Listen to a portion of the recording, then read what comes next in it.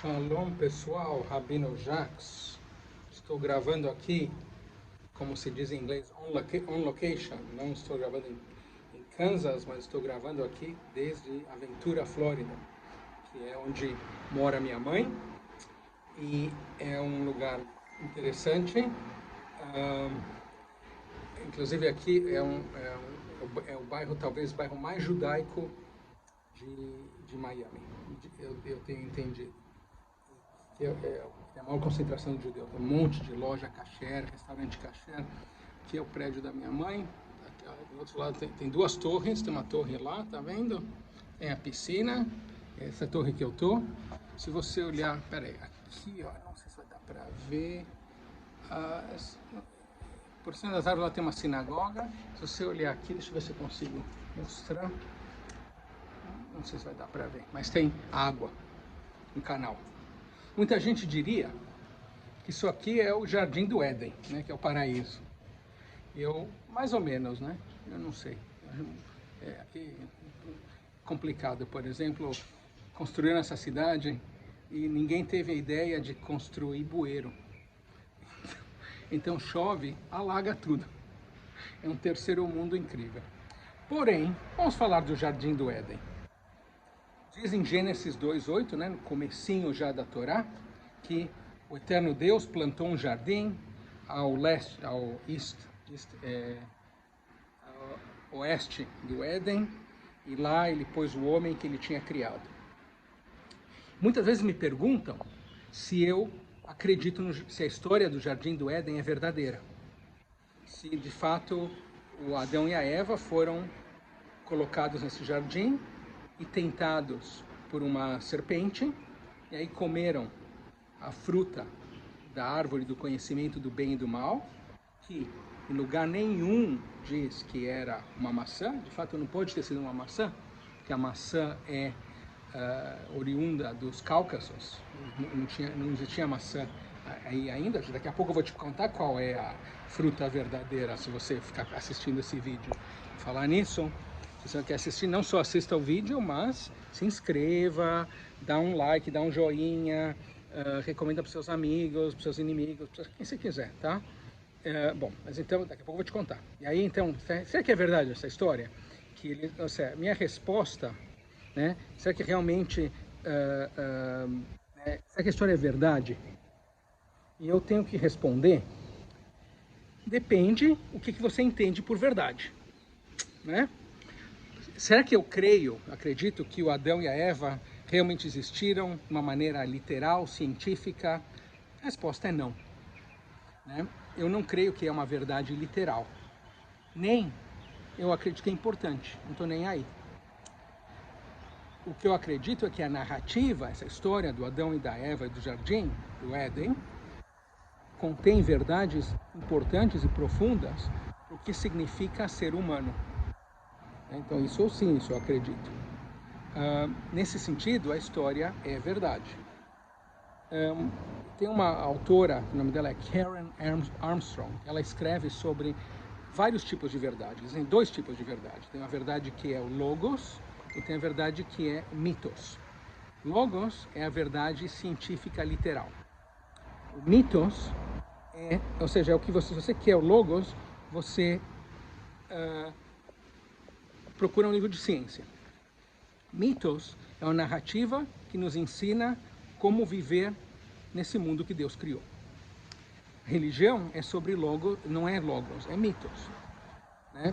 Então, se eu quero uma verdade literal, eu olho um livro texto, de ciência, da faculdade, do que for. Se eu quero aprender a viver melhor, eu olho a Bíblia, eu busco na Bíblia. Jardim do Éden, a história do Jardim do Éden, portanto, é verdade, porque ela me ensina verdades sobre o que significa ser humano. Quais são essas verdades? Vamos analisar essa história rapidinho. No começo, o primeiro homem, a primeira mulher, o Adão e a Eva, estão lá, eles estão desnudos, nus, e não têm vergonha, né? Quem, em geral, anda nu e não tem vergonha? Crianças pequenininhas, né, bebês, ou animais. Elas não têm responsabilidade, eles não têm a habilidade de fazer tomar uma decisão moral. Eu escutei um caso recentemente, um sujeito, né, me contou que tinha um cachorrinho, deixaram aí eu disse, eles me contaram a história que depois eu já vou te contar. E eu disse para ele: seu cachorro não tem que jejuar no Yom Kippur, você tem que jejuar. O que aconteceu? Eles fizeram um bolo de chocolate, deixaram na mesa, o cachorrinho, que não era besta, se ligou, pulou do chão para a cadeira, da cadeira para a mesa. Quando eles não estavam lá, comeu o bolo inteiro. E aí, lógico que eles se desesperaram, porque o cachorro não pode comer chocolate, tiveram que correr pro veterinário para fazer o bichinho vomitar tudo. Enfim, o cachorro não pecou.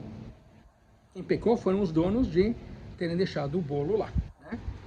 Então, quando Adão e a Eva comem desse fruto da árvore do conhecimento do bem e do mal, uma coisa profunda muda. Agora eles estão envergonhados por estarem nus e eles se cobrem com, o que diz a Bíblia? Folhas de uma figueira, mostrando para você qual foi a fruta que eles comeram. Figueira, né? E a figueira é uma das árvores que é nativa da terra de Israel. Logo depois, Deus dá para eles uma outra cobertura, uma outra coisa para se cobrir, que são peles de animais. Agora, o homem e a mulher, segundo essa narrativa bíblica, já não são mais animais, eles são alguém que estão por cima dos animais. Agora eles têm a habilidade são uma qualidade diferente. Agora eles têm a capacidade de tomar decisões morais. A teoria da evolução nos ensina que nós, seres humanos, compartilhamos muito, a maioria do nosso material genético, com outros membros do mundo animal. A teoria de evolução genética diria que nós somos somente outra espécie de animal. A Bíblia nos diz que nós uma vez fomos animais, porém, hoje nós somos radicalmente diferentes. Em algum momento na nossa história, o nosso status muda, nós temos a capacidade agora de saber a diferença entre o bem e o mal. Agora comemos da fruta, saber a diferença do bem e do mal. Nós temos também linguagem e com a nossa capacidade de ter linguagem, nós criamos cultura. Talvez uma maneira de dizer isso seria o seguinte, que os animais vivem num mundo natural, no mundo da natureza, e os seres humanos vivem num mundo cultural, um mundo de cultura. Cultura é tudo que nós ensinamos para os nossos filhos, para as gerações mais novas, usando linguagem. A cultura inclui a ética, mas também inclui a religião, a economia, a tecnologia, os valores familiares, a arte, música, literatura, e tudo que nos faz humanos.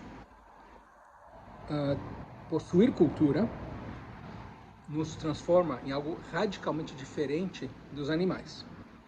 Há um biólogo famoso, Richard Dawkins, que ele criou uma palavra que é muito interessante, que hoje foi roubada, foi adaptada. Ele inventou assim, em 1976 e recentemente foi adaptada para a internet, chama meme, M-E-M-E, o plural memes.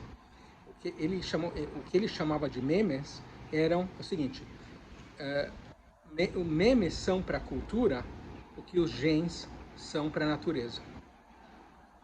Memes são pedacinhos de informação cultural que pode ser passada de um ser humano para outro. A história do Jardim do Éden é verdade porque ela ensina ideias profundas sobre ser humano. Talvez os seres humanos evoluíram dos animais, porém nós somos qualitativamente diferentes dos animais. Os seres humanos têm a capacidade de passar esses memes culturais para outras gerações, de um para o outro, de geração para geração. Os seres humanos também podem fazer opções morais. Como a Bíblia nos diz, na paraxá dessa semana, os seres humanos são criados à imagem de Deus. Portanto, eu estudo a Torá, os 5 livros de Moisés e os comentários, não para aprender sobre ciência, não para responder a pergunta de como, mas para responder a pergunta de por quê. Por quê? Eu estudo a Torá para entender o que significa ser um ser humano, e essa é uma das mais profundas lições sobre, que eu já mencionei agora, sobre o que significa ser humano, e muitas dessas lições, de fato, são encontradas bem no começo da Torá, no livro de Gênesis. Nós vamos estar lendo nessas próximas semanas. É isso aí. Novamente, espero que você, se você não se inscreveu ainda, se inscreva, recomende esse canal para seus amigos, inimigos. Se você quiser ajudar o canal de verdade, tem um apoie-se. Quem quiser aprender mais sobre o judaísmo, entra no site da Brit Brachá. Você pode se fazer membro, temos vários cursos, tem os meus livros. E se você chegou até aqui, deixa um joinha, deixa um like para ajudar o canal, tá bom? Shalom.